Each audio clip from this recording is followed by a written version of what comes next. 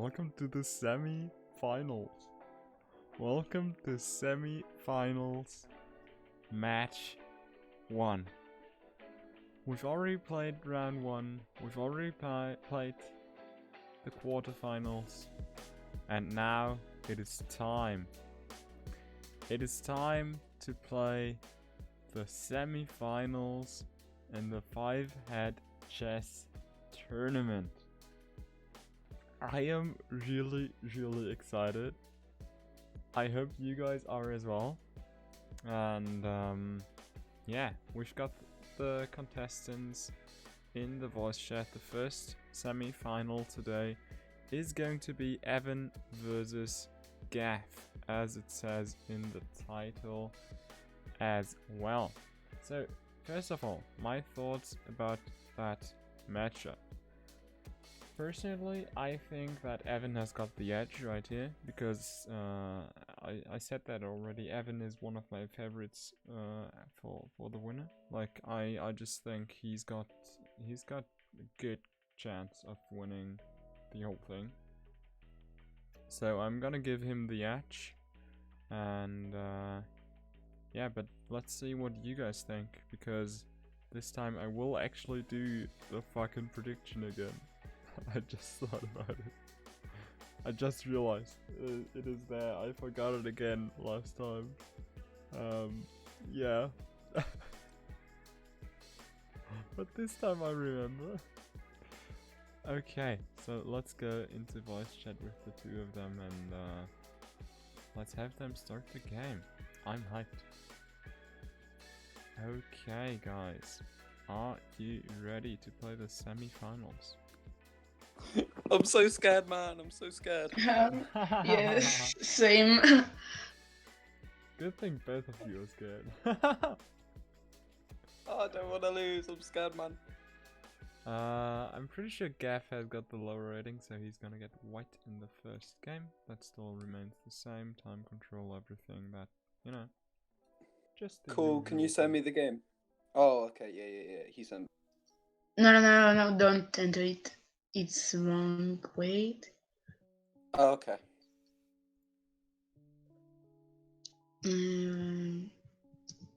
Okay, here. I sent you a link. Yep. I'll join that now.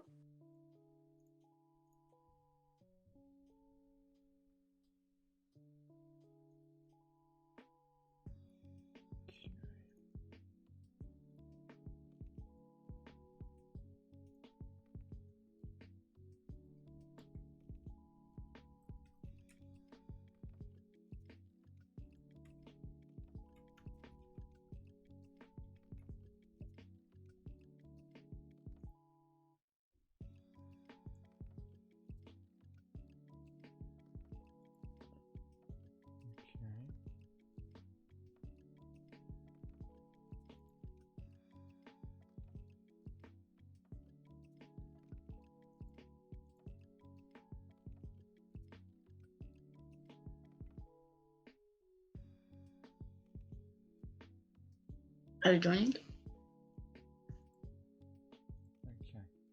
Yep, I'm in. Good luck, mate. I can see the game. Good luck. To the two of you. Okay.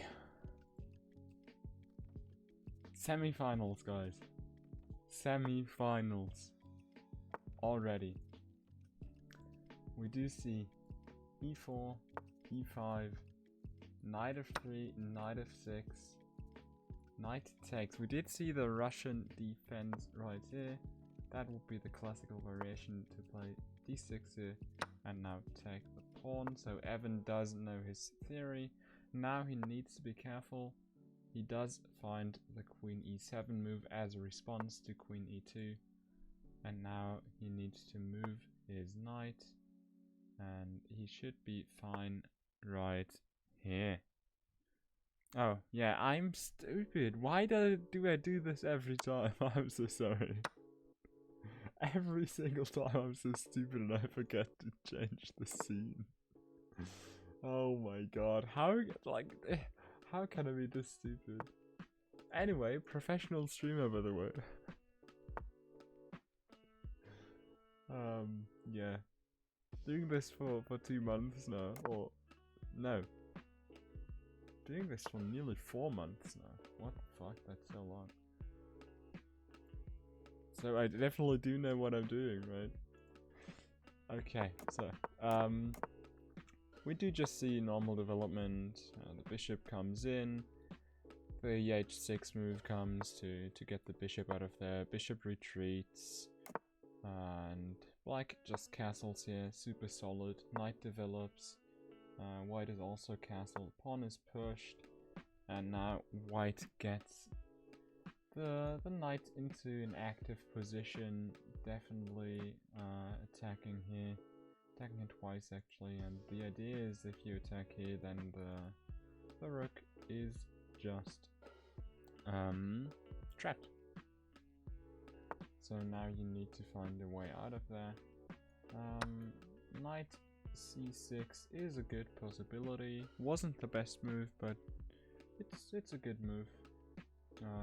You lose the pawn still, but you get your rook out of there.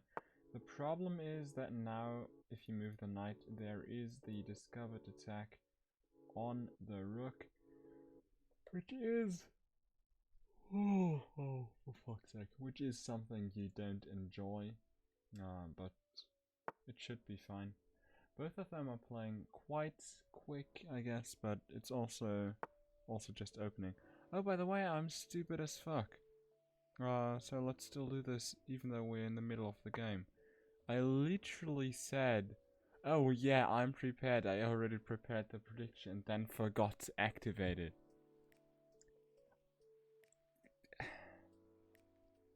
How can I be so stupid? How is that possible? Anyway, even though we're in the middle of the game, it's still pretty even. So yeah. So we do see the bishop retreat. The rook has to slide over. Then Gav just brings the rook in to support and to go on the open file, and Evan actually pushes his pawn quite a lot here, opening his king a bit. That could be a weakness in the later stages, and the bishop does look at that weakness instantly. Problem is that the bishop can be traded, and then Evan makes good usage of his pawns to get the opponent's pieces out of there. His rook does need to move a lot though. The rook already went back and forth here. That's kind of annoying. But yeah, now this pawn is a good focus right here, and there's not much you can do here. This move would help, but probably the best move is rook d8, rook f d8. No, that's not a rook, so there's only one rook d8 move. I'm stupid. Anyway.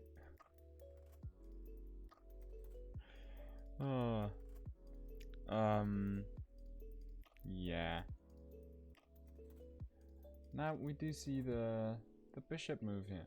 And now the take on d5 would have been the best move, because this is only a trade, this is defended, and taking here is just by far the best move, because that is also defended. You just win a pawn there. This fork is not really a threat for white, but Gav did not see that. He just retreated this knight in order to save one of them. Now there's even the correct move order, so that the bishop is won as well. So you should attack here first. While attacking that is okay as well, but you do lose this pawn still, which is why taking the knight first would have been better. But Gav just miscalculated. Gav didn't find the knight takes on d5 move, and that is what cost him his knight right here. So now it is even worse than expected, actually, because now the big problem for white is not only being down a piece for 2 pawns, but the big problem is that Evan has got the bishop pair. And, oh no, that is not a move that I would make in game. I'm sorry. Oh, it was. Oh. I felt like I did. No, it wasn't. Yeah. Yeah, I dragged that. Yeah, you said it, Torben. You said it, but I was talking about, like having the bishop pair. Never mind the bishop pair. Gav finds the fork, and Gav wins back his piece. And now, overall, looking at the last few moves, it was one long trade because of that knight coming in here, and Gav won 1 pawn in that whole trade, even though Evan found... Oh, for fuck's sake, I need to sleep more. Even though Evan found the good opening advantage with that trade and with that fork, and Gav did not find the knight takes on d5 move, which is how Evan got the advantage of being up a piece, but then Evan did not spot the fork. And now, after the pawn is captured and the other pawn is pushed right here, it just looks super even in this game.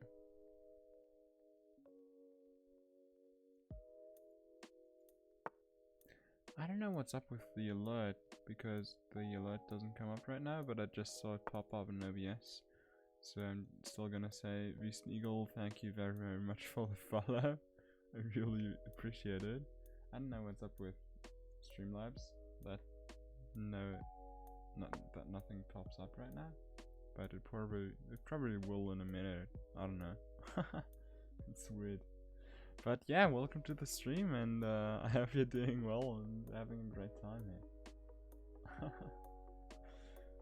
Wait alert sometimes, I don't know. Anyway, the idea of this rook c3 move is just to attack both pawns. Gav sees that, defends his d pawn with his rook, and yeah, it's still quite even here. I would like to see that move possibly, but the best moves are f4 and b5 in this position, apparently attacking the knight or just pushing the pawn. Both moves have got a clear thing what they want to do. Oh no. Yeah. Gav finds the move. That is a big blunder. That is a huge blunder. Because the problem is Evan thought this knight was kind of pinned. But Gav finds the move which gives him the check. It gives him the check. And after that, oh no, Evan. Oh no. Yeah, in this position he just resigned.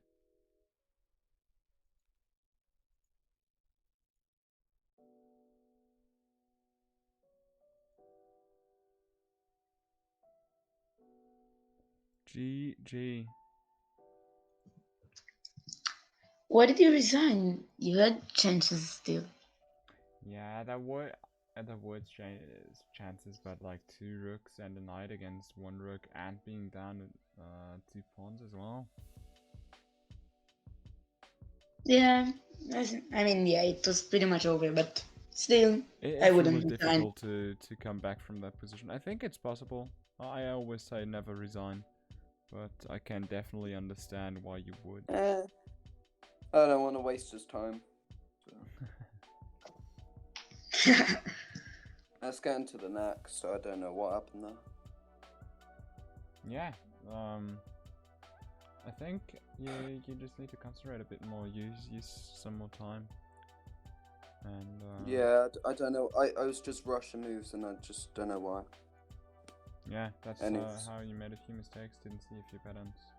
But yeah, I believe you can do it in game 2. You definitely have chances, so good luck. Okay, quickly gonna bring up the prediction for the second game. It will be the same prediction. And you did, yeah, you did show in your game. Oh my god, why are they playing so quick again? You did show in your game that you should never resign. That is definitely what you showed. You showed everybody that lesson, right? But yeah, you did win points now. I just need to manually end the prediction. Doesn't end on its own.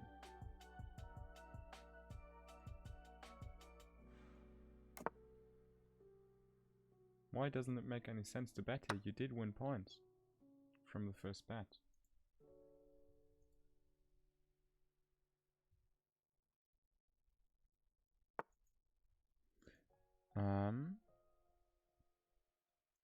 Oh wow.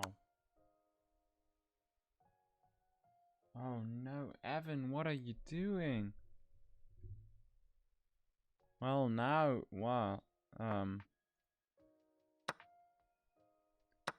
should have started the prediction earlier because you can still predict now, and now it's not really fair.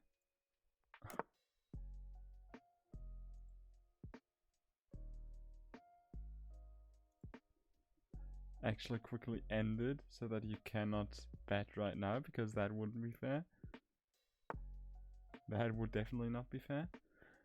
Anyway, let's go back to commentating the game. After the opening, which both played quite solid, Evan just left the spawn undefended, and yeah, you win channel point. Oh no, you actually don't, because you're the only one betting right now. Never mind. Yeah, this move was just a big blunder, and the rook is just lost.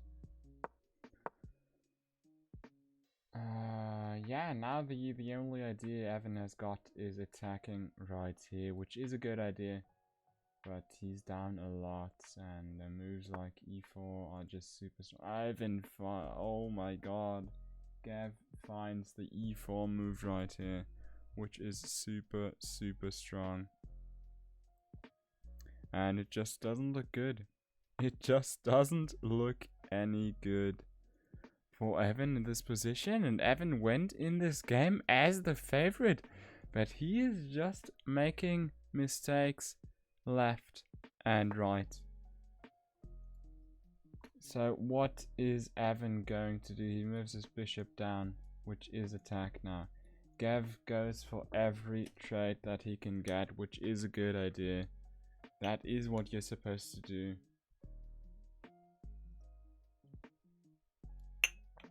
He is up material. He's up 2 pawns and a rook against the bishop. So yeah, he does look for the trade. He does take it. Let's see if and how Evan can come back from this difficult start in the game. In my opinion, he still needs to look and just use his time.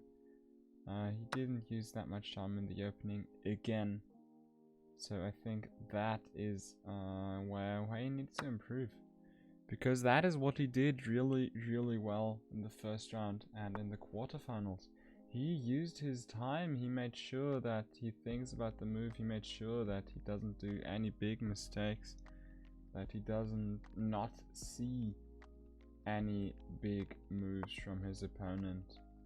But that changed right now. That's not the case anymore.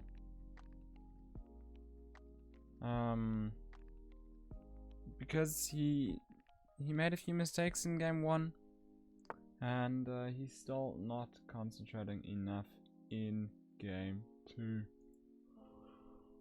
Oh my god. I'm so tired. I don't fucking know. Now he really needs to be careful.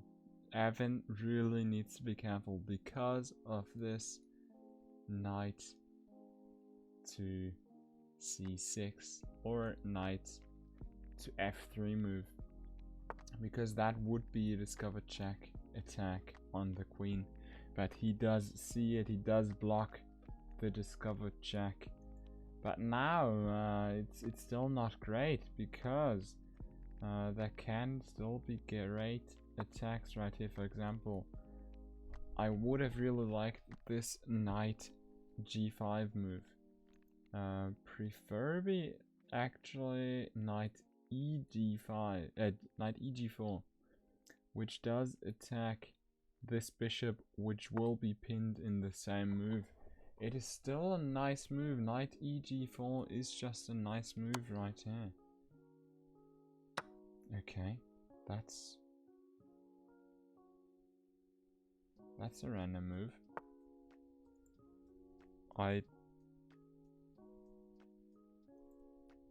Knight eg4 doesn't hang a knight because it is defended. It is attacked by both knights, so it doesn't hang anything. We do see the attack on the white queen now, which is defended by the pawn. After the queen and the bishop looked at that pawn, for example, and just got out. So let's see where Evan will move his queen. He does go for the free pawn. That is a good decision. And now let's see how Gav will respond. He does not take the queen trade. So I think if you're Evan, you want to trade queens here. Even though you're down material, I think you just want to trade queens here. Maybe he's confident, but Evan made too many mistakes. So I just feel like it would have been smart to actually trade here. Now Gav takes the trade on his side. Evan will obviously take back. And now let's see what will happen here. Rook g1 is a really strong move here, because it does pin the pawn and you attack this pawn twice, which means that you win a pawn in the process. Evan doesn't find it. Evan goes for rook d1 instead, looking at this pawn. So let's see. He is, yeah, it's still the same trade. It's still the same trade from the beginning. He is just down. He is just down that one. Oh no. Oh no! Never mind my sentence. Now he is down a bishop. And no, now he's just down one full rook. He was down a rook for a bishop before. It's still not over in my opinion, because it's still like a rook that you could win back possibly at some point. But Evan isn't playing on a good level today. I don't know what's happening. But Evan's chess is that's just not on the level he plays on usually. So let's see if he can make it. Now he's literally just done one full rook. He does not want to trade. You don't want to trade your last rook. And I still think I'm still so sure it's just because of time usage. Like, it's 30 moves in the game. 30. What is that move? Yeah, that's just a free pawn. It's 30 moves in the game, and we've seen this from Gav, that he doesn't use his time, and he's got 1 minute 20 more than in the beginning. But like, look at the time from Evan. Evan also won time. No, didn't win time after that move, but lost only 4 seconds. Now he's up in time all in all again. Yeah, there were a few moves where you move quickly, But all in all, you don't want to be up on time. That's just not how you want to play. And that's one thing that made him so strong in the quarterfinal and in the first round. That is one of the things that made Yussi and Evan the two favorites for the tournament, in my opinion. That they managed to actually just use their damn time, because that is something that nobody did. And I still don't know why, but that is just something nobody did properly. Nobody used their time. And yeah, let's see what they will do in this game. If Evan can look to do anything, but the problem is by now it's just way too late. Now you cannot make now you cannot get an advantage by using your time anymore. You just got a rook and 3 pawns on the board, and you somehow need to win back a rook or find some kind of mate with 1 rook, 3 pawns against 2 rook and a pawn. And I just don't think that that is happening, and he's just down so much because he just didn't find the correct moves, because he didn't use his time. So I think if Evan just makes that, or uses that big advantage and uses his time, I think that is how he can win the games, and that is how he could have come back in this last game. So let's see what he will do. It is really important for Gav to defend against this threat now. Oh, that's not that good. Now the rook h5 and rook b5 moves were just super strong. Oh, can you look for some kind of mate here? Can Evan look for some kind of mate here? King d6. Now it's really difficult for Gav. Gav needs to find the correct moves here. I would have preferred d5 because d6, because that would have been the immediate mate threat. But let's see what he will do. I would like to see maybe a pawn push. Okay, it's the pawn push right here. Don't get that, because that is just inviting this move. Yeah, that's just giving away a pawn. So what are you going to do? I don't like that. I do not like that. No.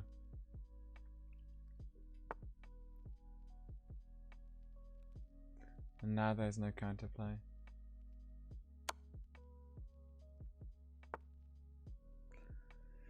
There's no real counterplay. I don't think there's any way that Evan can win this. Which would mean that Gav would proceed to the quarterfinal. To the fucking final. I'm stupid. It's semi-final already. Anyway.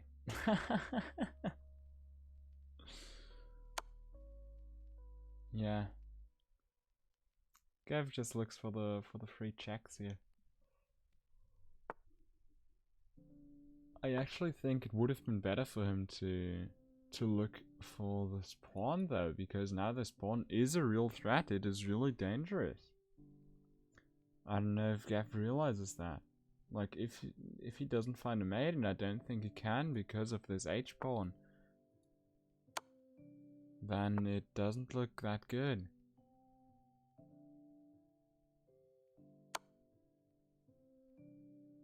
Oh no. Oh no.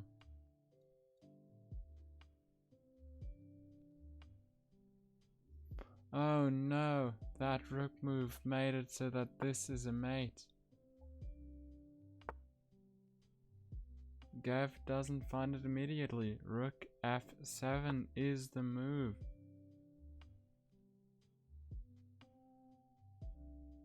Okay, let's see. Let's see if Gav fans any. Okay, no. No. It is all over right here.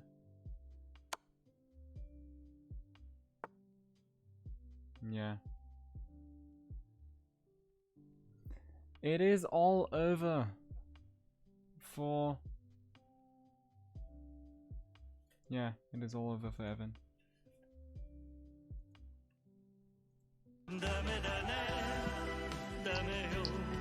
GG. GG. Yeah, GG to you as all, Evan. GG. Yeah, you just GG. didn't play on your usual level today. I don't know. I think like the main thing that was different today is that you didn't use a lot of your time. Like that is what I saw. Oh no, man, I was just so stressed.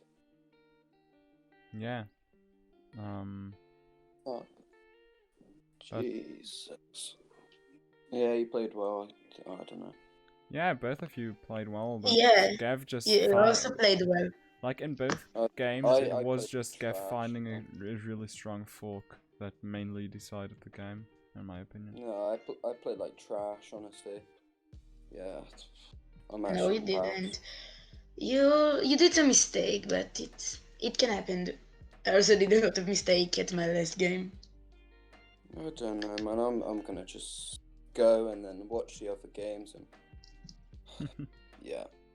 Yeah, thank you for playing though. It was really nice seeing you in the GG. tournament. I honestly, like, after I saw your first round and your quarterfinal game, I really expected you to go to the final and possibly win this. But... Yeah, I thought you were gonna win this for sure. Like the semifinal for sure you were gonna win, but somehow I won. I was just not ready for today. I don't know, man. I just... Yeah. Anyways, GG. Okay, and congratulations to you, Gav. You made the final, so you're definitely in the top 2. And now the next game will be played, the second semi-final, and you will see if you will play against Coco or Z in... No, not Coco, Z. Pixel. Yeah, Pixel. Yeah, Coco or Pixel in your final. Yeah. So let's see who will be your opponent, right? Who would you prefer? I'm not sure. They're both really playing well. So I guess you basically don't care. The better player would win. Yeah, the better player would win. Yeah. Yep. So thank you for playing, and see you in the finals, right? Yeah. Okay, congrats. Again. Goodbye. Bye. Thanks. Okay.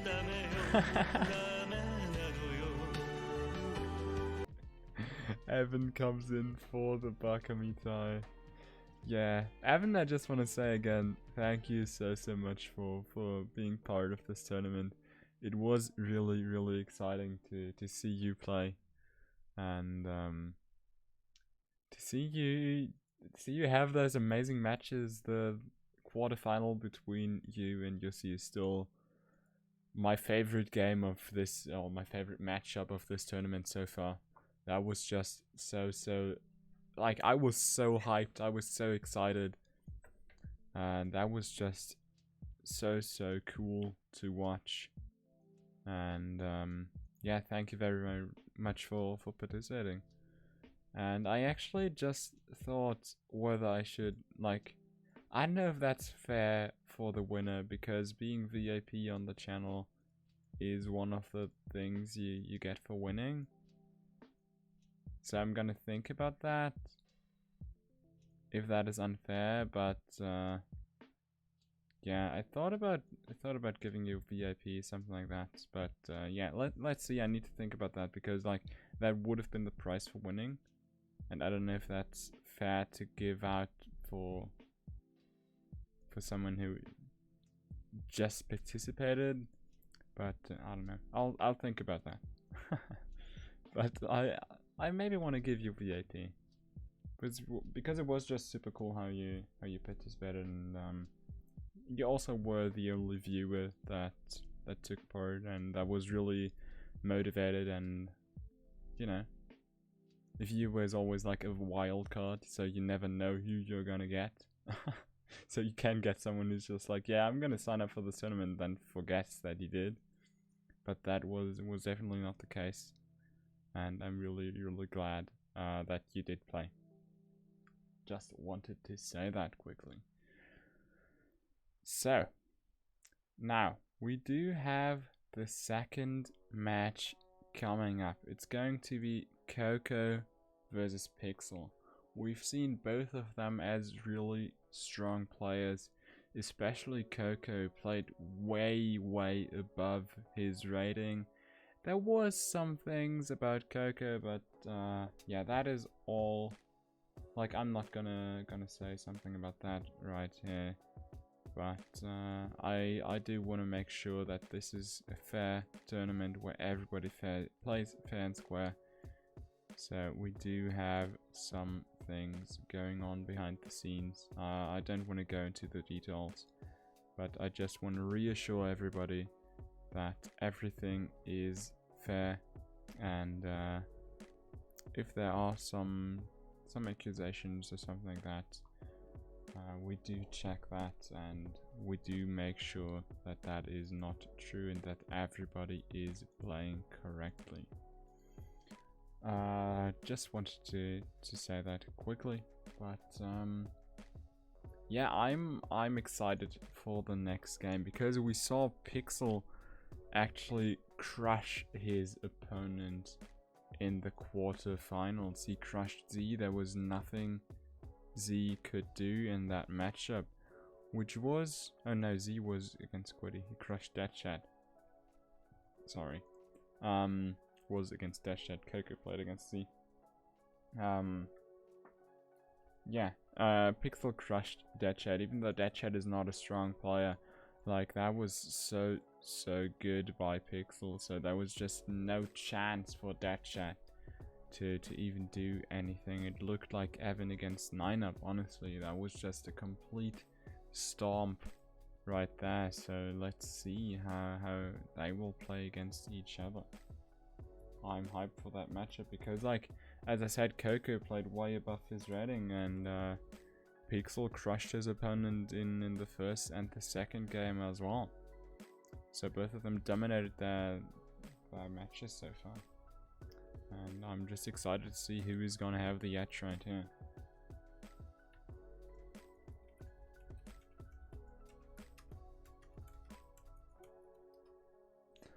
So, I'm just quickly going to grab some water, because as always my water bottle is empty or nearly empty. So I'm gonna be back in a minute, and yeah, I'm gonna be back in a minute. That's what I'm saying. There's not more to the sentence.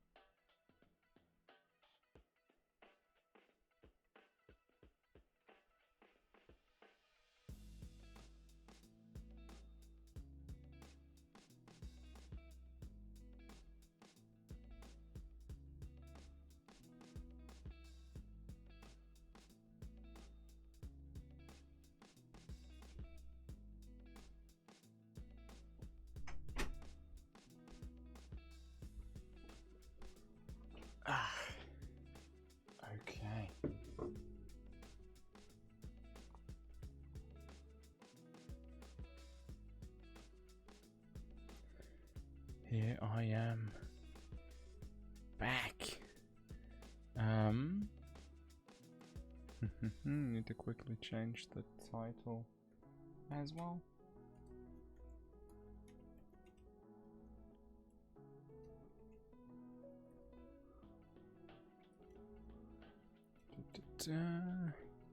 Yeah. Okay. Where is it? It's right here.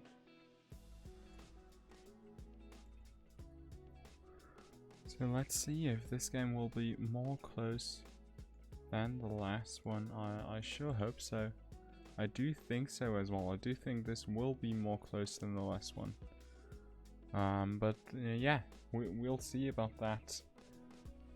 We will see in a minute. Pixel will need a few more minutes, but he will be there shortly. I will just no, I don't even know what I wanted to say. I'm confused. Anyway, let's see how long this game will take as well, because like at some point I'd actually like to play some chess myself again, because I haven't played in like such a long time. I can check on my account when was the last time that I played a normal game. Like a normal game against a random opponent was like 9 days ago. I haven't played for a week.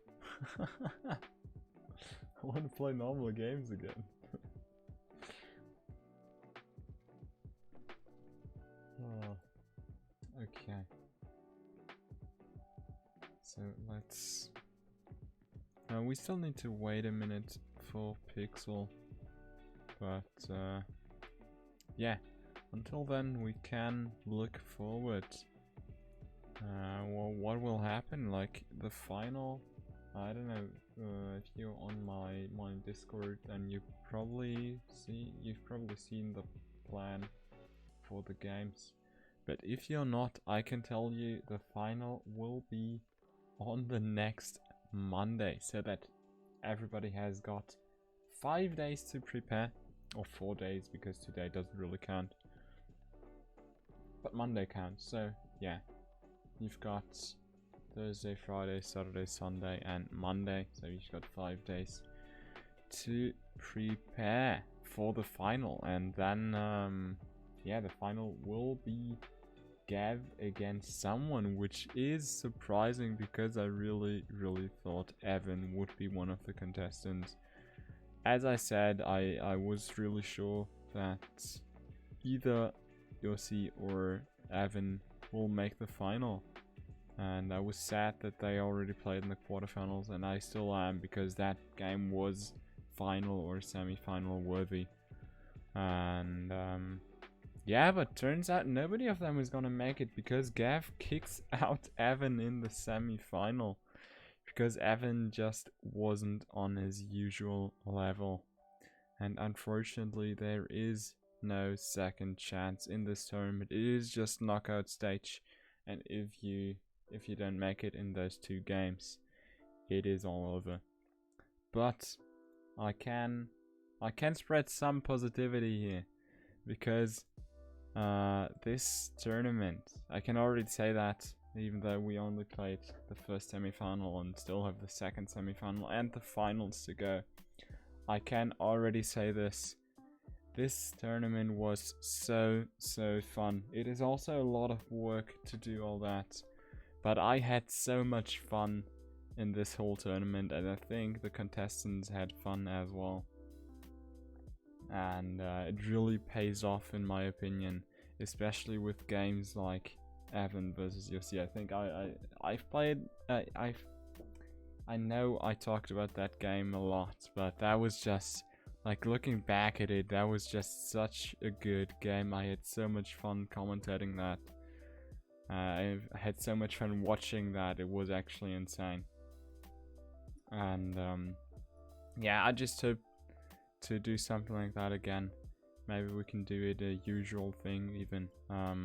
I don't know, I haven't thought about that. I'm just throwing it out there right now. So it's not like I'm saying it will be like a once a month thing, because that would be way too much. But I'm just saying there will probably be another tournament, because this is so much fun. So why shouldn't I do another tournament in a few weeks maybe? Or like in a month or two, is what I would say. It's also up to people, like if people want to play, if people want to watch. That is also important, obviously. But I do feel like it wasn't only a lot of fun for me, but I feel like everybody also had fun watching and had fun playing in this tournament. And yeah, then maybe next time we can make it like a higher price, a higher thing you get for winning. I don't know. I'll think about that, as I said. But yeah, until then, we've got this tournament. We still got the best games to go. Yeah, you will have the chance for redemption in the next tournament.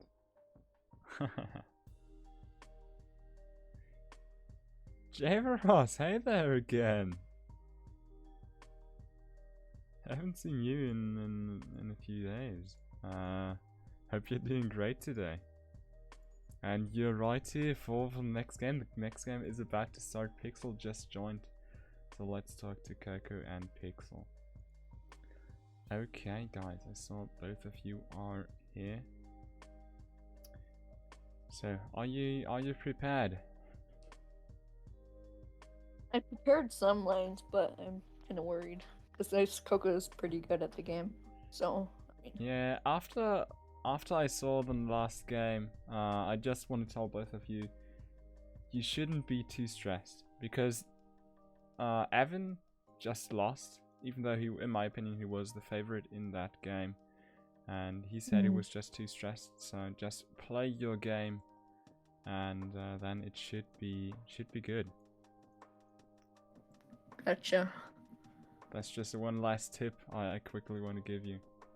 Because like I firsthand just saw Evan just making so many mistakes because he was so stressed and nervous. So, Coco, are you ready as well? Okay, then I don't know who's got the lower rating. I think Coco's got the yeah, Coco's got the lower rating, definitely. I don't know. Yeah. So It's not my Coco, actual rating, but yeah. yeah, but I think even if we look at your actual rating, it's still lower than Pixel. So you are going to play the white pieces in the first game. Alright. Yeah, I like the blue lights as well. I'm gonna get a new webcam, or an actual webcam, in a few days. So then I can actually change the color of the lights if I want to while streaming, because then I don't use my fucking smartphone as a camera. Like, it's a good thing to start with, but I feel like at this point, Logitech C920 is just like the standard camera, and it is just good and does the job. It's just a combat also. Yeah, I don't use it often either. This.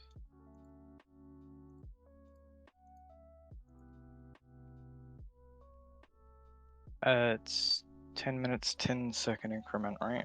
Yes, correct. Okay.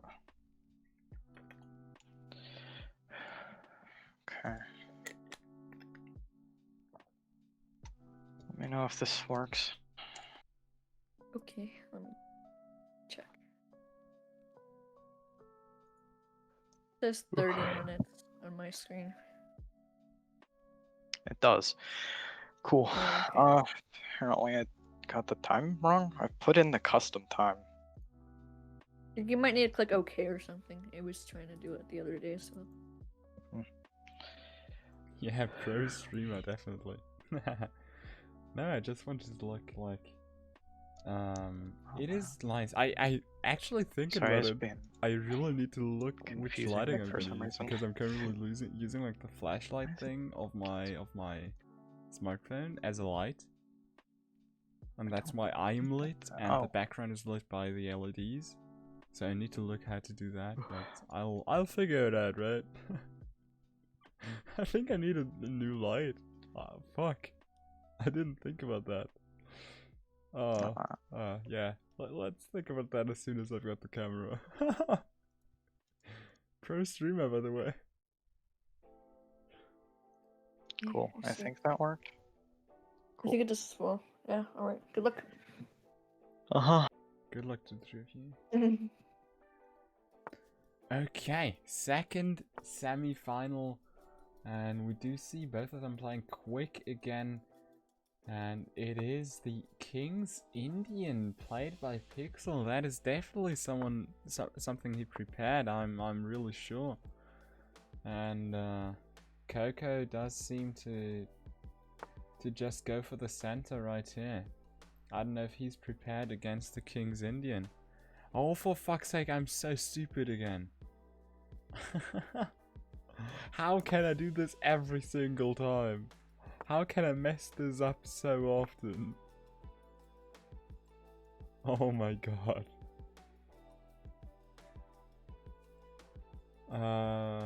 Well, now it's too late for this as well, but sure, let's still do it. It's still even, so I'm still gonna give you 1 minute to predict this game.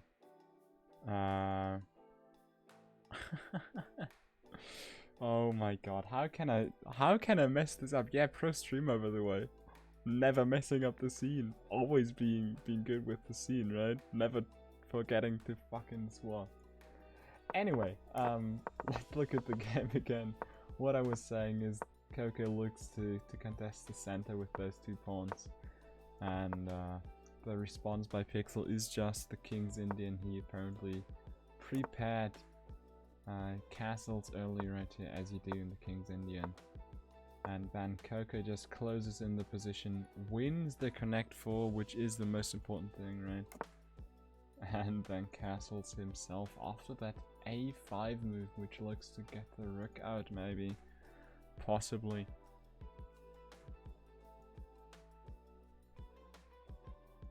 Such tense VC, are they talking? I'm gonna keep...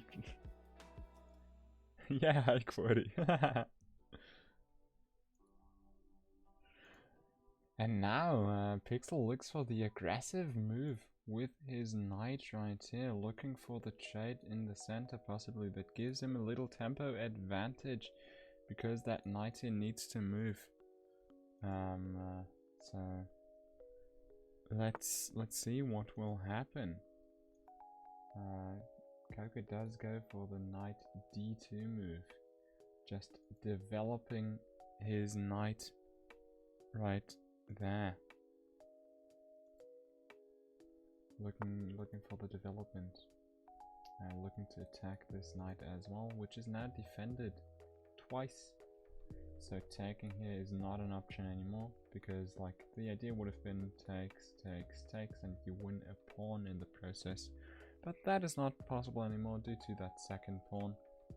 But now, what I don't like about the King's Indian is that you weaken your king. And even though in this position there's still the bishop, and the position is very close by Coco actually, the black king is weak. There's an f pawn that is pushed far.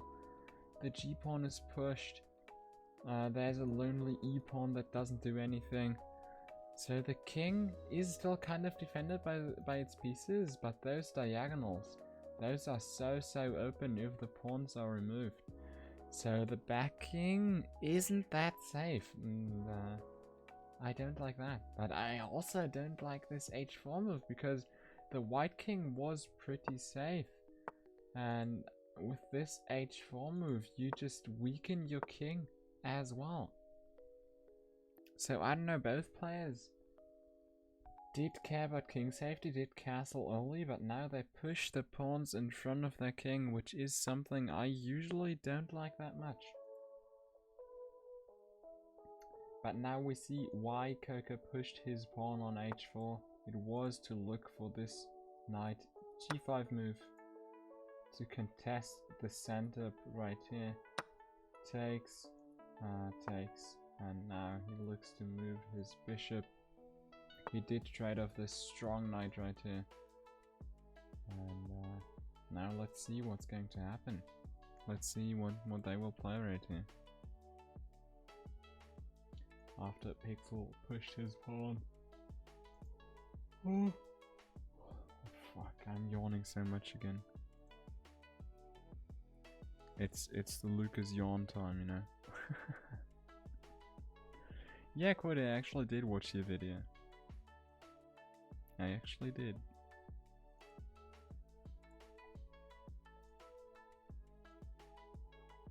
Was 2 funny rounds, not gonna lie.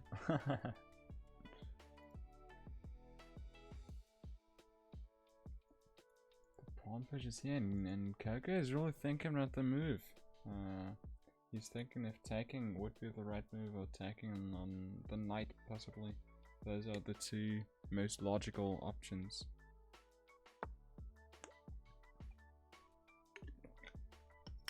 He does go for Queen A4 instead, which is a weird move in this position.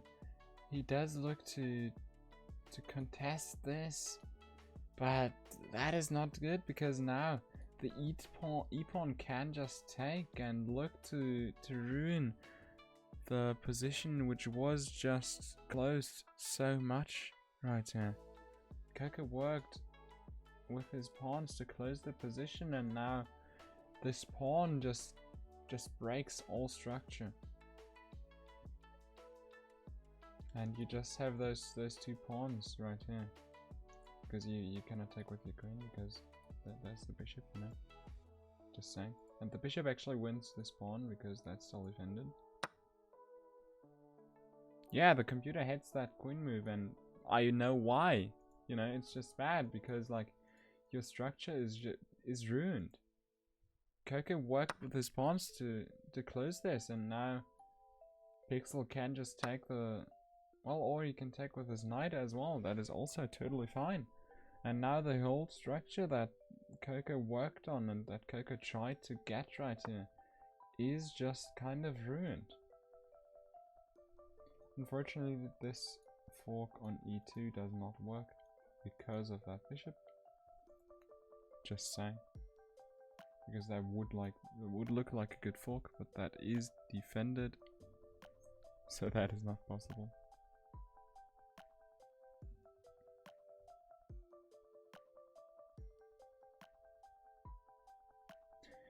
Okay, so what is Pixel going to play in this position? Both players do use good amounts of their time. I do like to see that. And both players really think about their moves. They don't play perfect, but they play good games. And it is definitely a high quality game as well.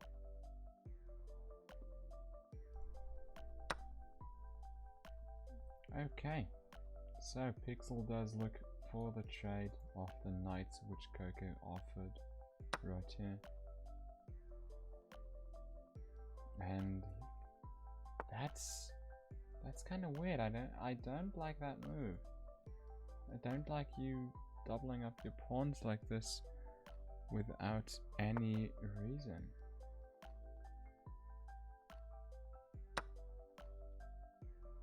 And now Pixel finally brings his queen in. And now, do you remember what I said earlier? Do you remember what I said about this h4 move?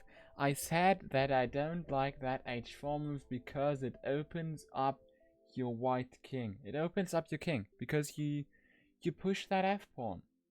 And while black is still defending his king with his rook, with his bishop, the king is not in that much danger, and also because of this pawn structure, those diagonals that are weak right here, they are not weak because this one is blocked by the pawns, those 3 diagonals, and this one is blocked by the bishop. So the black king is still safe in this position. I said the black king wouldn't be safe without those pawns. if it wasn't defended by its pieces, but it is still defended by its pieces. Pixel still manages to keep his king safe. But I also said that Coco does the same thing by pushing his pawn. He reduces the safety, and he did not manage to defend that h4 pawn. He left it hanging, which means that this pawn is now captured, and his king looks really, really bad in this position. His king just has got no square to go right now, and the queen is looking at that h-file. There's no mate threat yet, but moves like bishop to e5 would have that threat. So now you can even look to push your queen further. It is just super, super difficult to do anything right here for Coco because of this position and because his king is suddenly not safe at all. And yeah, I don't like it, but in the end I was right, and in the end I do see that I was right about that h4 move not being good after all. Computer wants rook a3 in this position. Yeah, oh my god, I just see it. The computer, what? Why does the engine want rook a? Why does the engine want rook a3? Why would you ever play rook a3 in this position? You see your king being in high danger, and you're just like, yeah, I don't mind. Let's play rook a3. What? Who would do that? Anyway, after Coco played that move, which was really logical in that position, and which I do like more than rook a3, not gonna lie. Even though it does weaken the square, I think it does improve your position overall. And now Coco did look for this h3 move that I talked about. That Pixel does look for that queen h3 move. And now Coco responds with the bishop d2, which I don't like. Okay, he does look to get his rook in maybe, but I just feel like you've got so much things going on here that you just need to focus on something else, you know? You just need to focus on the king side instead of some bishop on the queen side. It's still important, but yeah, I don't know. In my opinion, there should be a move on the king side in that position, but that's just my opinion. I'm not saying that that is correct or incorrect in any way. Okay, now Pixel does look to reinforce his attack on the king by having that little pawn storm, because as I said earlier, his king doesn't look too good, but he's still got the pieces defending it, and that is the great advantage that he's got, so he can allow himself to push the pawns and play more aggressive, even though his king is also on that king side.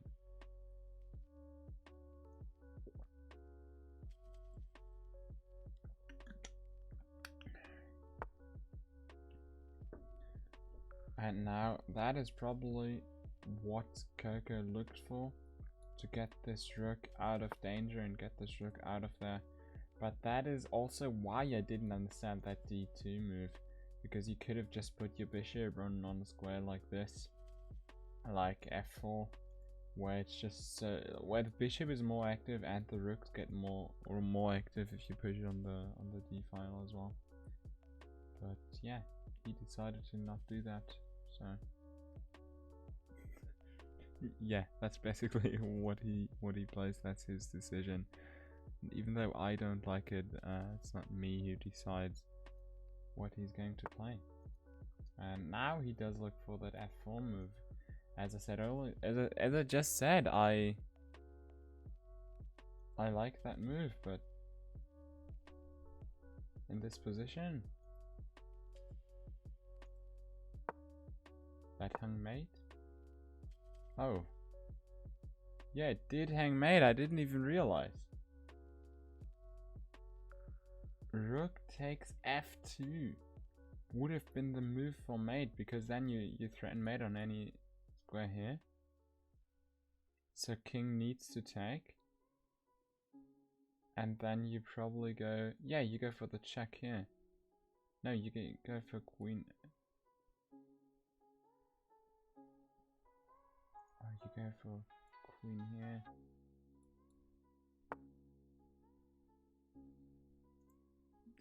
Anyway, don't want to think about that whole line right now. After the bishop comes to f4, now the pawn takes, and it doesn't look good for white right here. It's not a mate anymore here, but it doesn't look too good. White doesn't have a queen, basically. That is the biggest problem for Coco right here. His queen doesn't do anything, basically. Like, actually does nothing. It's non-existent. You could have no queen in this game, and it wouldn't make a difference.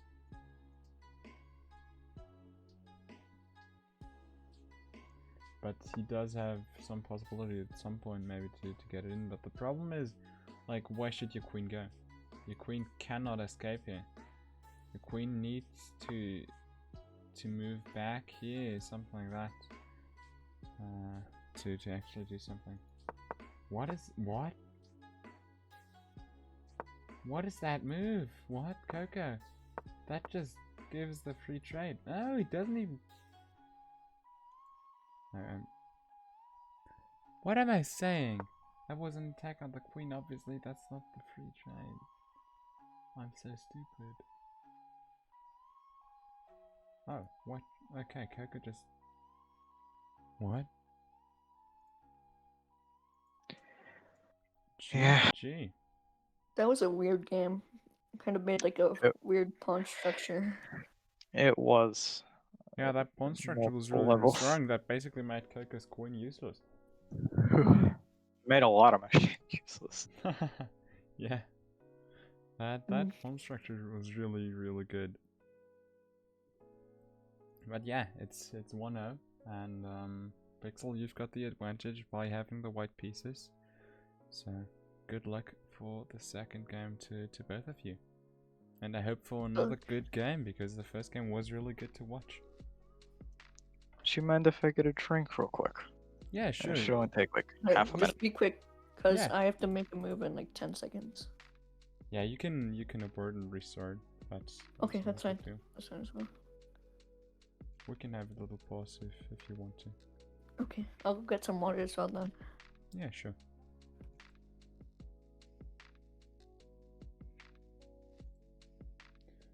Okay, so first game is aborted, but they will just replay, as I just said. That's no big deal.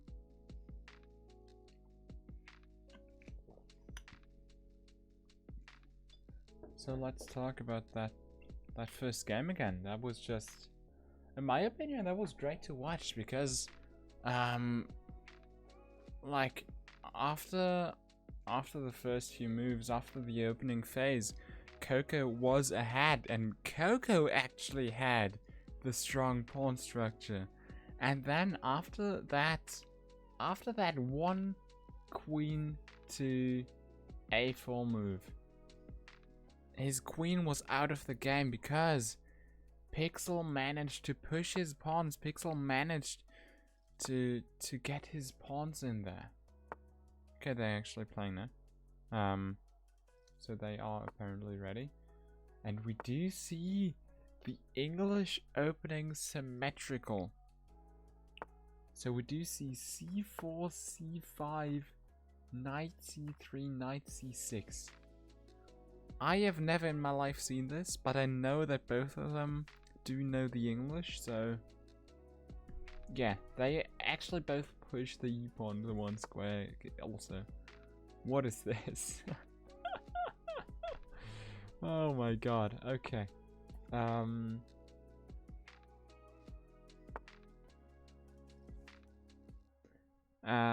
So let's see if they will close the position and have some kind of good pawn structure as well, because pawn structure was the deciding factor in the first game. Oh, I still haven't ended the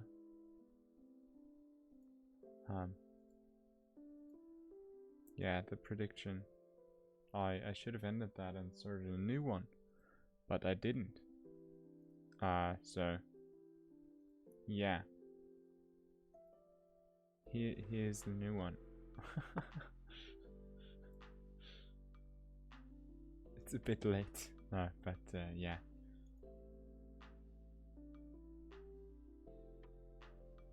Okay. We do see the English, as I said, and then the pawn push. The bishop gets behind there. It's just similar ideas for both of them, pretty much the same idea for both of them. And then they looked to just support their pawn to attack something maybe, and further develop. It's just solid openings by both of them. I wouldn't wonder seeing, like, I wouldn't be surprised to see moves like knight f3, but capturing here is the better idea actually, because there's a lot of tension right here, and I do feel like capturing is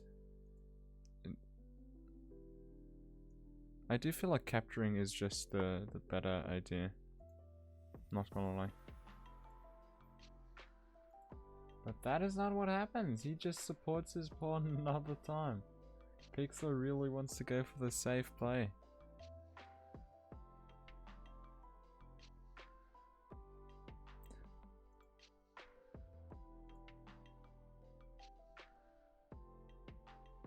You go for another 80 channel points on Coco? Evan, you're really confident for Coco. You already lost so much in the first game. I saw that. I saw you gamble all your channel points and losing them.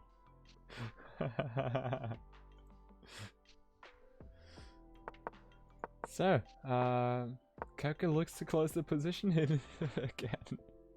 It's also like an attack on the knight, but it's also closing the position again.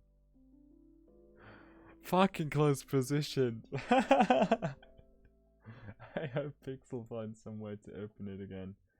This kind of does this trade. Is kind of good. But Coco does everything in his power to just keep this closed. And even taking here doesn't really open it, because you can attack with your bishop, because the pawn will still be defended right there. Actually defended another time by the queen and another time by the knight. So there's no shot in actually getting this pawn, because this pawn is like defended 1, 2, 3, 4 times and attacked once and twice.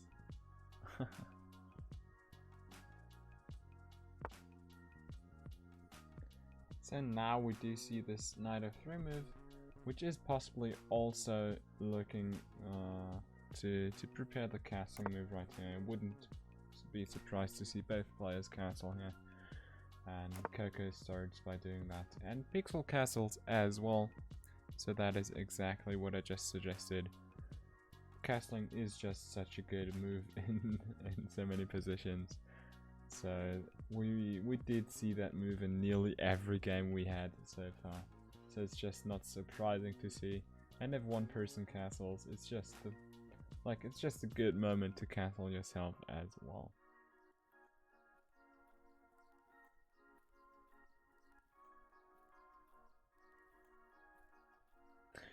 Okay, so it is Coco's turn, and Coco has got the pressure right here.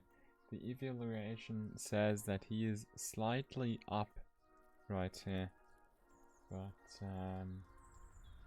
let's see if he actually can manage to do that. Can he actually manage to win this? Because material wise it is completely even, but he is supposed to be up 1 in this position, because he is slightly better. But that can just change so quickly as well.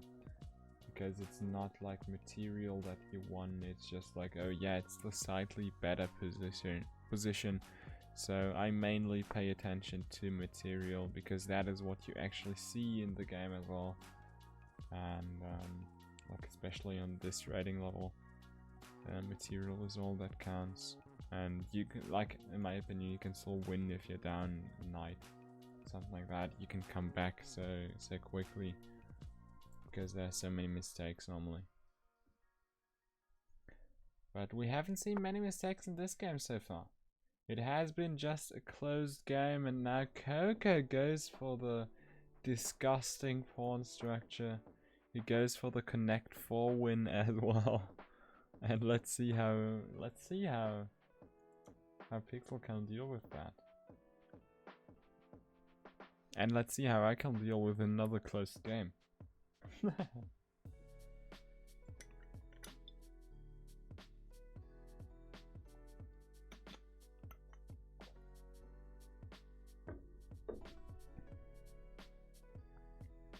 But this time it is way better than last time because nobody pushed the pawns in front of their king so far. I really like to see that. I really like that those pawns, like, they don't need to be all on the base position, but like just have the pawns there and don't push them too far. That is completely good. Now the most obvious move in my opinion is just attacking with the c pawn so that you keep that pawn structure and you just open your bishop as well. And that is just such a strong move. And I really do like to see that pawn structure again in some way. In some way I really don't, because it means that the position is difficult to play and it's closed, you know. But in some way I'm also happy. Oh, sorry. In some way I'm also happy to see that again, because that is just such a strong pawn structure, and it shows that both players pay attention to pawn structures, which is something that most of the time only more advanced players do. But we already know that Coco is playing way above his rating, so that's fine. I also just realized that this is like the only 2 Americans we've got, and they play each other in the semi-finals. So there's only gonna be 1 American in the finals, you know. And just because they are American, I do hope that the title stays in Europe, you know.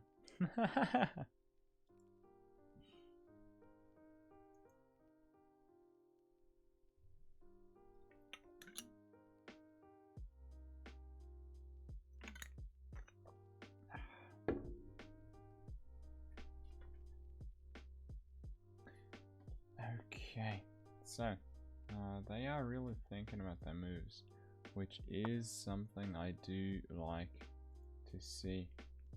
But I just don't get if like you're thinking 1 minute 20, and like as a response to this knight h4 move, you're playing rook e8. You're playing rook e8. I don't even get the idea behind this move. Why are you playing this move? To get this in. This other rook? I don't get it. Yeah, in my opinion, the position of the rook was more was stronger before. And you're just weakening your rook after spending 1 minute 20. That's so weird. That is literally so weird.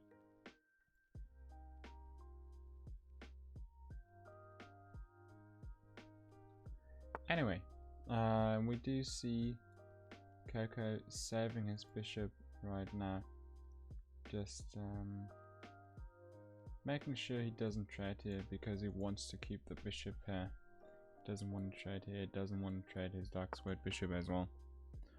So keeping his bishop here is something that is important to Coco in this position apparently. Even though I feel like the bishop pair is more strong in more open positions, and this is definitely not one of the open positions.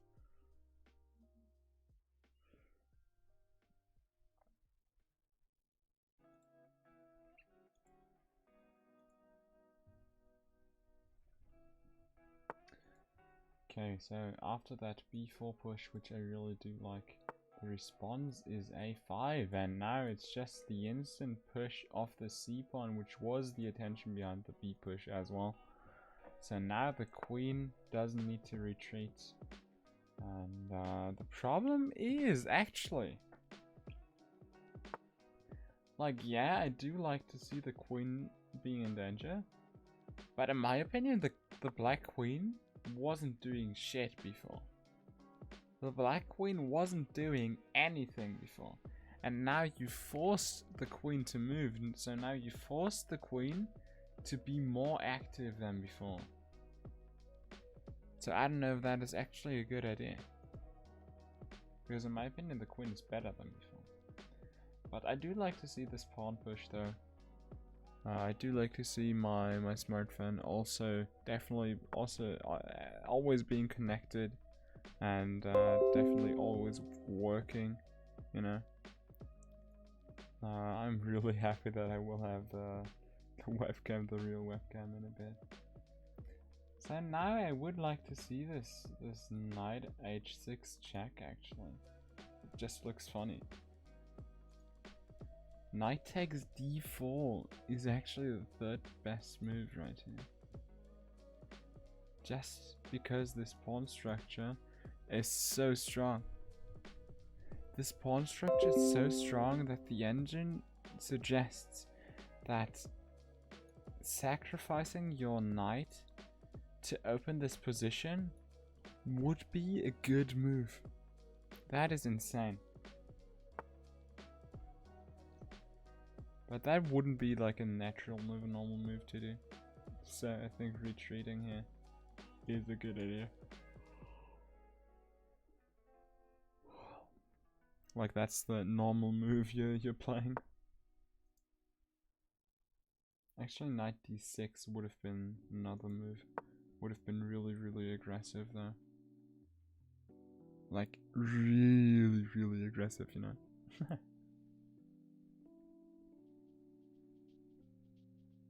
But I would have liked to see it. Anyway, what are we seeing as a response? So Coco does get more and more proactive with every move he does. Does just manage to get the knight out of there. Knight needs to go back, needs to be rerouted in some way. I don't like this move. This is too slow for me. In my opinion, Coco needs to do something. Coco needs to be more active. And yeah, it is a very slow and complicated game. But I think in that position, after that knight needed to retreat, you just need to be more proactive. You need to do more than just a developing, or not even really developing knight move.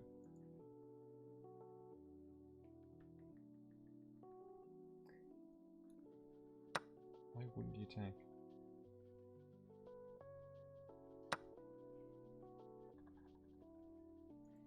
Now you've got rook a b8 is what I want to have as an arrow. That is the best engine move, and that the big problem here is that the bishop cannot go here. Cannot really say that, because it is attacked. So I don't know. I would just like to have this rook activated, and that is what the engine is looking for as well in this position, that the rook just gets out of there. The rook gets active, and that would look really good. But yeah, let's see. Yeah, Coco does find this move, that move, not this, but that. does find the rook b8 move, is what I wanted to say. I'm like, my brain is also really slow and cannot think complicated right now. You shouldn't look into different things while talking. That's just not a good idea. The response is rook fd1, activating the second rook, even though it does look to stand this at this pawn, which is defended. I still think that the rook is doing way more than before. It's just more active, so you can actually do something. I should definitely sleep more. I'm yawning. Like, it's not a good sign if yawning on stream is one of the things you're recognized for, you know? That is not a good sign. Anyway, Koga does find this really important bishop b3 move right here, which is possible due to that rook being on d1, and it is defended, so taking would be stupid. So you need to move your queen, which does allow this bishop takes rook move in every case, and that is what's going to happen. And I would like to see bishop takes. I would like to see the bishop capture right here. You could also take with your queen. That doesn't really make a big difference, but I think the bishop is the least active right here, so taking with the bishop is what I want to see, and that is what Pixel does as well. So thank you, Pixel. And now the big problem is that your bishop is just gone in that position after that queen move. And Koga does see that. So after a slow and a difficult start for Koga, Koga finds a few good moves to get back in the game, and now it's not only... Oh shit. Now it's not only the evaluation bar that says that Koga is up, but he is up one full rook in this position, so he is up a lot of material as well.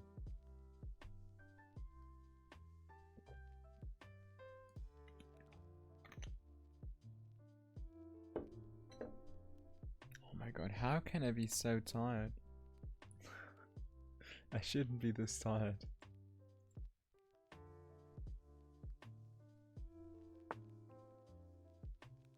Yeah, he really does slowly kill Pixel right here. It didn't work out in the first game, but in this game he's really playing this very controlled. I think that's the best way to describe it, because he really controls the pace of the game.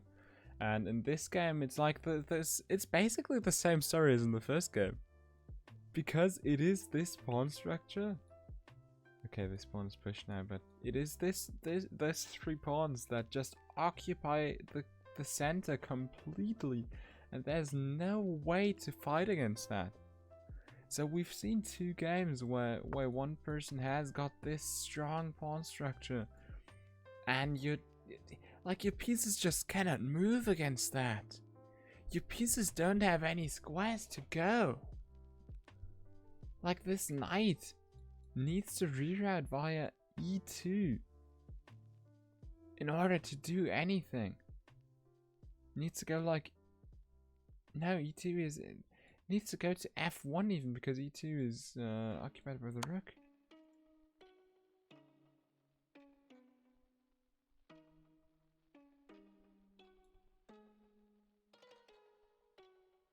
What?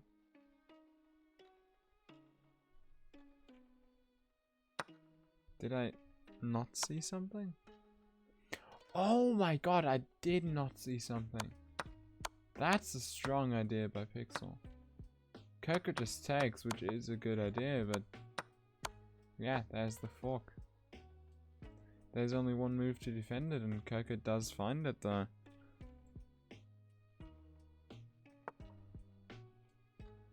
Oh, interesting. I like that move. I like that move because now, if there is the trade, the pawn is still defended, and that pawn can be really, really important in the future. That is the win condition for Pixel in this position, in my opinion. So you really need to keep that pawn. So now the knight needs to move, and the problem is after knight e6, what do you do? Is there any possibility you can actually defend that pawn? Oh, what? Coco thought it was mate. Coco thought it was mate. He didn't see knight f1. That is the only explanation I've got for this position. He either thought it was mate, or he thought the rook needed to move back. Oh my god!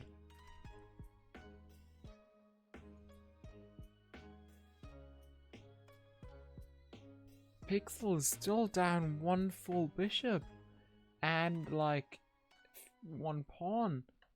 But what was that, Coco? What? What was that? I'm like, the only explanation I've got is that Coco thought that there was a mate and he didn't see that knight f1 move. And that's why he sacrificed his rook. Okay, now the a pawn is attacked. The correct move is to capture the a pawn as well. What? Okay, this is defended. Okay, it is defended. Okay. Oh my god, I didn't see that in the first moment. Oh my god. It is the trade right here. And now it is a bishop and a knight against a knight. So, both players can still be forked, but Pixel cannot really be forked. Because like a knight cannot be forked, so it can just be a fork between a king and a pawn. Like fork by the knight. Fork for me is always a knight. Bishop is more like double attack, I don't know. Anyway, the big problem is that Coco is also up pawns right here, or one pawn.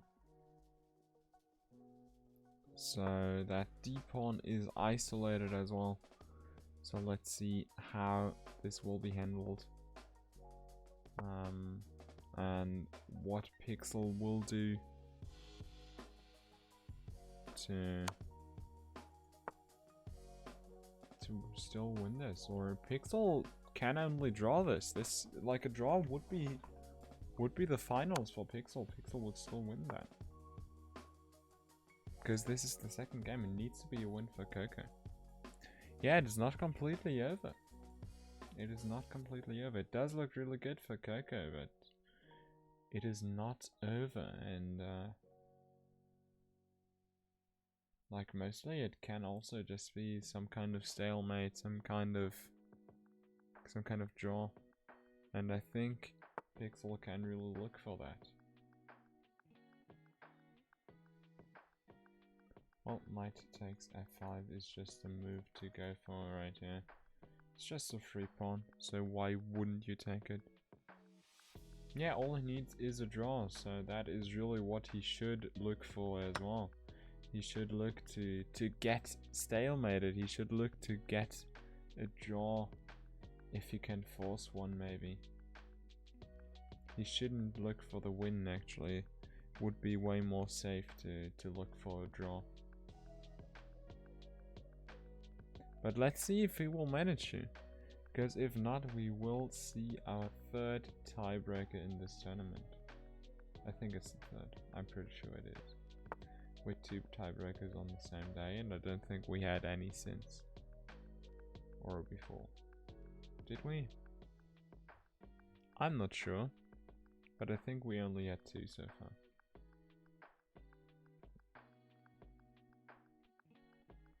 Also, I actually wanted to talk about something else, because I'm not sure because I thought earlier, should the finals be the same format or should the finals be a best of 5? Because this is best of 3 right now. And I feel like the finals should be best of 5, right? Shouldn't they? I think they should be best of 5, right?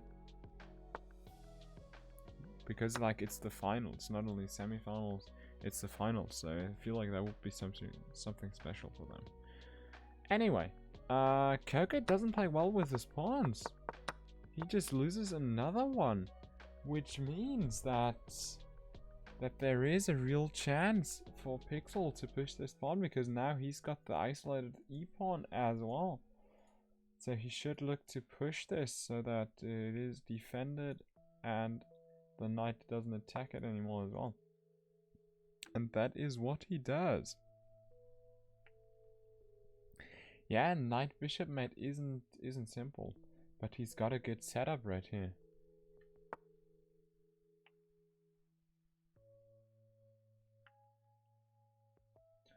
Okay, so let's see, the king needs to be careful,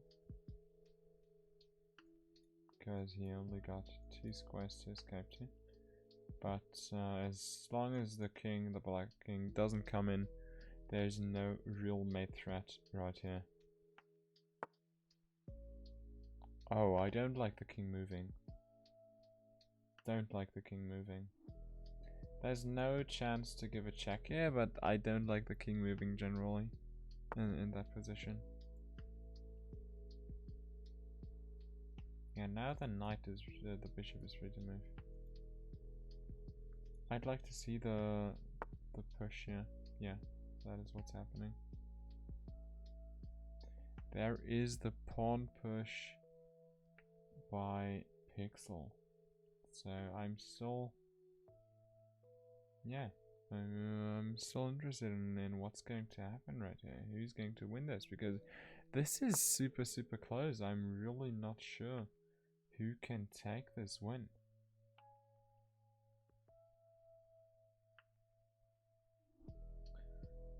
So let's see. I'd like to see some knight e3 is the move to go for. I thought of knight e5 to look for that knight c6 move and that pawn push maybe. But knight e3 is the engine move right here. Probably to look for knight c4 to attack the pawn as well.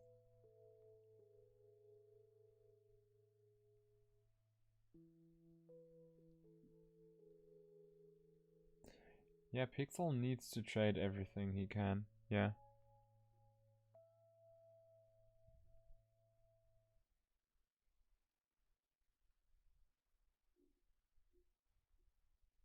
Yeah, true. Best of 5 is long, especially if you look at games like this.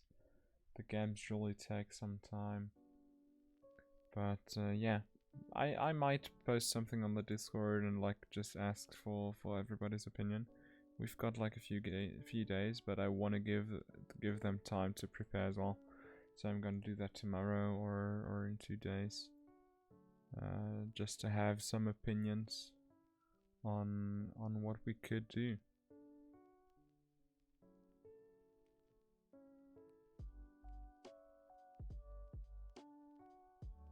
Yeah, that would be another idea, to have different categories like best of 3 in rapid and in blitz and in bullet.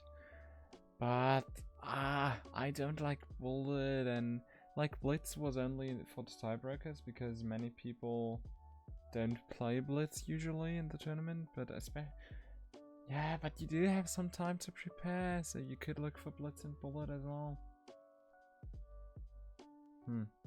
Yeah, but that would be another idea. By the way, Torben, you did get that gifted sub. How do you like that new sub? Oh fuck! I clicked on that sub badge. That was not planned. I'm sorry. How do you like that new sub badge? It is like, I think you can see what it is, right? Anyway, let's drink something.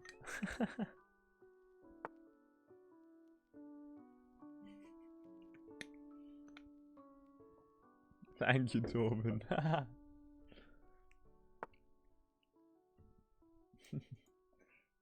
Oh, what?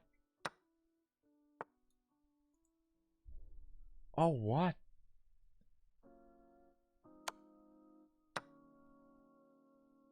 Pixel sacrificed his knight. Pixel sacrificed his knight for the pawn. I don't know why.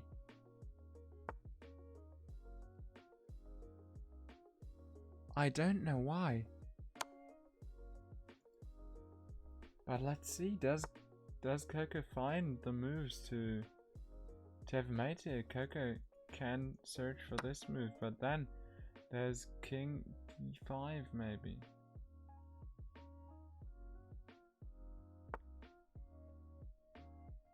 King F5 is played instead, which was the best move by the engine.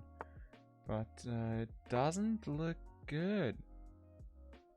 Doesn't look good for Pixel here to do anything. But there's still the big possibility for a draw, which wouldn't be good for Coco.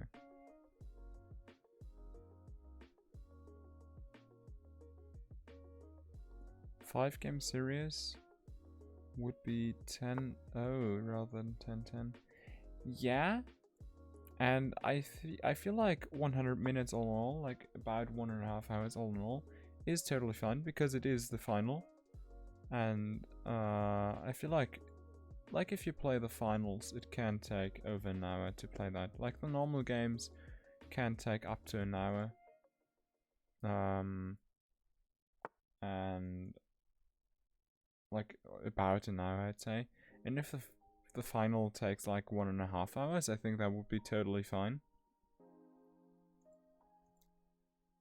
But I don't know. Like I don't like the games without any increment, because then you do have a lot of time shenanigans, and I feel like that's my biggest point. I feel like the quality of the chess games just isn't high enough if you don't have enough time.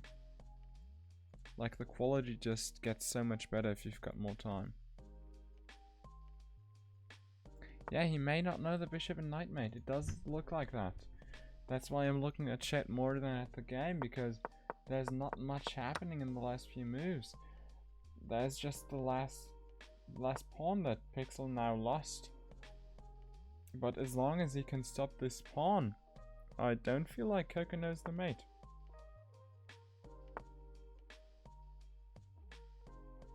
Doesn't seem like that, so he can maybe look for a draw or even a stalemate.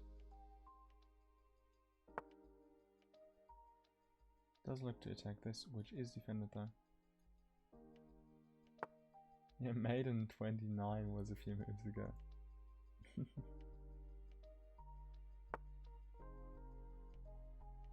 Maiden 17. Forced maiden 17. But I don't really count that. Forced maiden 20. Yeah, the problem is at this point I don't really know what to say as well. Like, it's just those two figuring out what to do somehow. And of course Coco doesn't want to draw, but he needs to find a mate here, so he needs to find a way to push this pawn. Yeah, if he makes a queen, it is over, definitely. But now there's only one move to defend the pawn, and he does find it. So now there's just the attempt to stop that pawn. And yeah, there's not many moves for the king right now. So let's see where Pixel decides to go. He does decide to stay on the h file, and that is not a bad decision.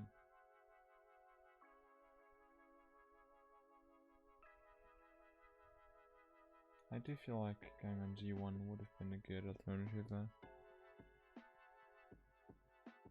But yeah, let's see. Now you should go back to H2 in my opinion. Yeah. There's really just the big attempt to get a draw or get a stalemate.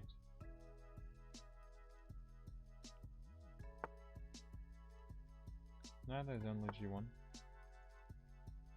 After this move, if you go H1, then it's a stalemate. So pushing the pawn is not a possibility here. Kaka really needs to get his pieces a bit out of there first.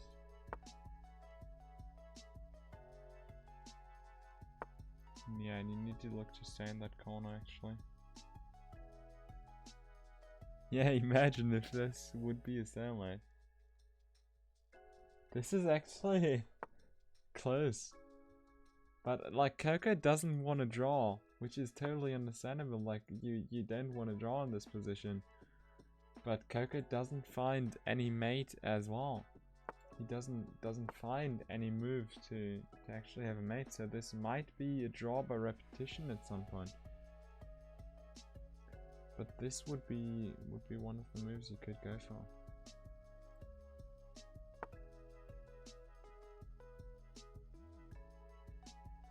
Okay, so King G1 again. Okay, face game goes out again. King H1. Pixel could pre-move this at this point. Pixel could actually pre-move this.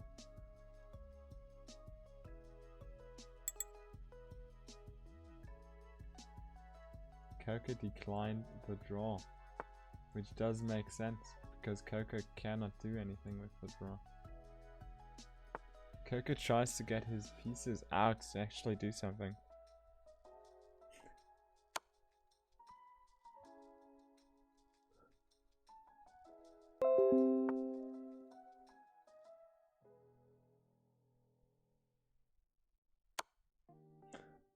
And it is the checkmate. Coco managed.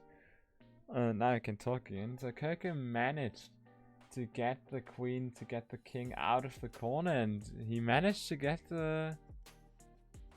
Yeah, he managed to get the checkmate right here. Practice it. GG. That was interesting. It was so stressful. Yeah, Yeah, that I'm was sorry that for was that. really stressful. The weird repetition. I forgot what the hell to do I in thought that you were just playing situation. I thought you would play knight of 2 h2 and then h1. That was many mates. There was- I figured. But a mate with bishop and knight is really difficult. I But think yeah, I've only it's been able to 1-1. do it once. Kaka, you managed to get the draw, to get the tie, and so you know the rules. You know there will be the tiebreaker now. So I will quickly pull up the coin flip, and then Coco, you can tell me heads or tails. Tails. And it is hats. Pog champion. So Pixel, you can decide whether you want to play white or black. I'll pick white. Okay, so it is going to be a 3+2 game, and Pixel Alright. will play with the white pieces in the tiebreaker.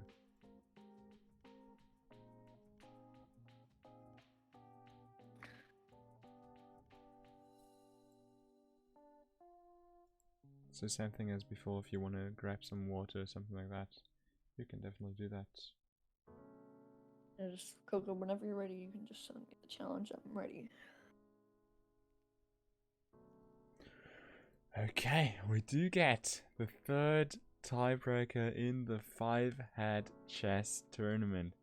We had 2 before, now we've got the third one, and it is in the semi-finals. It is a tiebreaker in the semi-finals. It doesn't get It doesn't get more exciting than that, especially for the players. Like, it is the semi-finals. It's about the last spot. Well, there's only 2 spots, so. Am I making the invite? It is. Yeah. It is. Whenever you're Okay. ready. It is It's, just 3 about plus the last 2. spot in the finals. It is all or nothing in this last game. Yes. Yeah, that's right. And it cannot be a slow and steady game in the last one. It cannot be slow because it needs to be fast. It needs to be fast. And I'm glad it will be. Because I think that's going to be so much more interesting. Oh, and Evan, you got your points? I think that's correct. Okay. Yep. Good luck. Good luck. You got your points. And wait.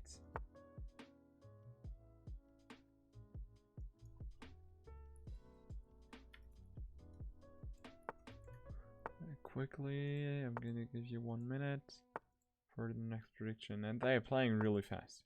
Okay. Oh my god, they're playing fast. I remember that commentating this is difficult, but look at that. How am I supposed to do that? Okay, it is d4 into g6. The bishop comes out. Bishop comes out in response. It is the modern defense by Coco. And the pawn which was attacked is supported by another pawn. And now the center is just occupied by Pixel. Coco looks to get his second pawn out, gets to get his knight out. And it's just developing moves. Then there's a3. And now the central pawn comes out by Coco. And Coco just looks to contest the center. Pixel captures back, and Pixel needs to retreat here. And then Coco offers the queen trade. Does not go for the queen trade even though he had the opportunity to. And the queens are still staring down each other until the knight moves in between. Then there's h3. I don't really get those a3 and h3 moves, but sure. Just developing moves by Coco then. Knight takes the pawn. Then the queen. Okay, then there's this trade. And yeah, it's still 1 pawn up for Pixel. And now it is castling for Pixel as well. And Pixel does look really, really solid in this position. He could look to get his knight out of danger at some point. But it does look really good for him in this position. And that is not a good move. That is not a good move because of that rook ad1 move, which forces the queen to just go in a position where it doesn't want to be. And as you can see in the engine analysis right here, white is up 11 because of some good moves here. And that is actually not a bad move. There could have been better moves, but that is a good move due to that bishop now being undefended and attacked. So that should have been the idea by Pixel, in my opinion. Like, that is the only why you play that move. No, you actually take the knight first. That's weird. Why do you just trade the knight? I didn't really get it, but sure. Now you do get the b5 check. The h5 check would have been smarter, would have been better, but that is fine. Now we should see the e1, rook e1 move. Maybe take on e7 first. But the rook e1 move just would have won the queen. Would have been a queen trade. I feel like that would have been good. And yeah, Pixel thinks the queen trade is good as well. That's why he offers it, and that's why Coco goes for it as well. Because there was not really a choice right there. Okay, Pixel is up a lot right here. And this is a bad move, because the bishop stares down. And Coco instant resigns. GG. Good one. G. Oh, it's G. That was a fast game. Well, no. to be, I mean, Yeah, it's yeah, I know. What? That's the point of it. But yeah, thank you both for playing, and congrats to Pixel for winning the tiebreak and securing the spot in the finals. Indeed. Congratulations. Yeah, you played really well though, Coco. Yeah, it say, was so, really interesting games. You shouldn't. I mean, if it was you on the other bracket, I bet you could have been in the finals. I don't know about if you would have been any of them, but you played really well. Thank you. You as well. So now we do know our final matchup. It will be Gaff versus Pixel in the finals. So any predictions from the two of you? Any thoughts about the final matchup? Pixel seems good. I feel like I won. I don't know. I got here. I was watching the first the first few minutes of the first game. Gav was decently matched against Evan, I would say. So I just gotta see where Evan made mistakes, and then I can patch it up. I think it'll be fine. Otherwise, it might be a rough one. Okay, so you're going in there with some confidence if you found the right preparation. Yeah, I'm definitely gonna have to prepare. This Gav is a worthy opponent. you've got 5 days. I will give some updates in the next few days because I'm thinking that the final should be slightly different format, but I feel like a best of 5 in 10-10 games is too long as well. So I will look to give you some updates in the next few days. Alright. Cool. But yeah, don't worry, you will have enough time to prepare for the format as well. Gotcha. Okay, so congrats and thank you both for playing. And GG. yeah, I'll see you around, right? And Pixel, I'll see you in the final.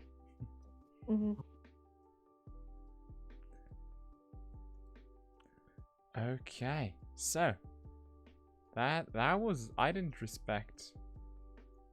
You're gonna coach Gaff? Okay, that's gonna be interesting then.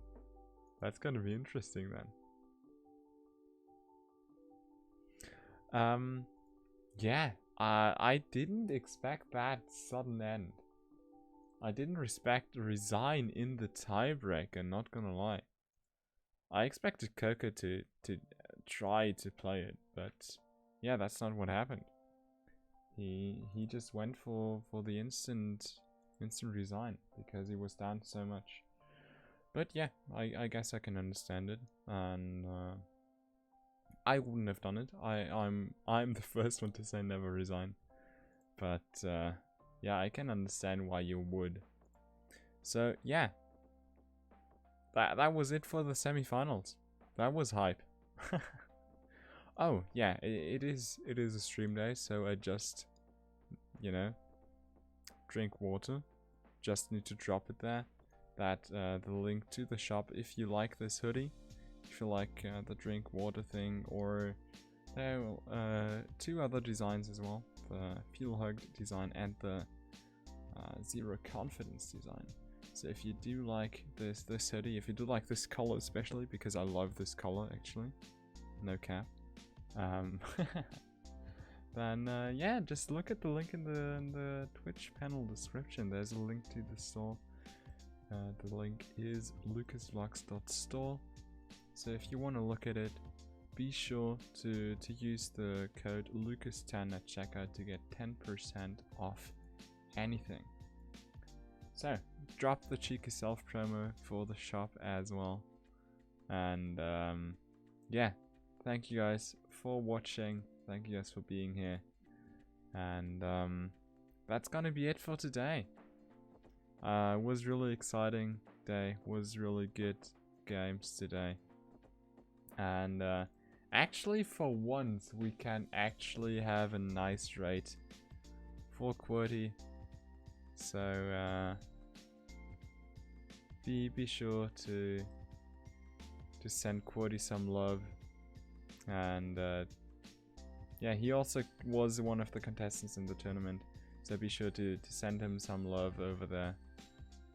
He is playing Among Us right now with a few guys. Like, you should know a few of the guys.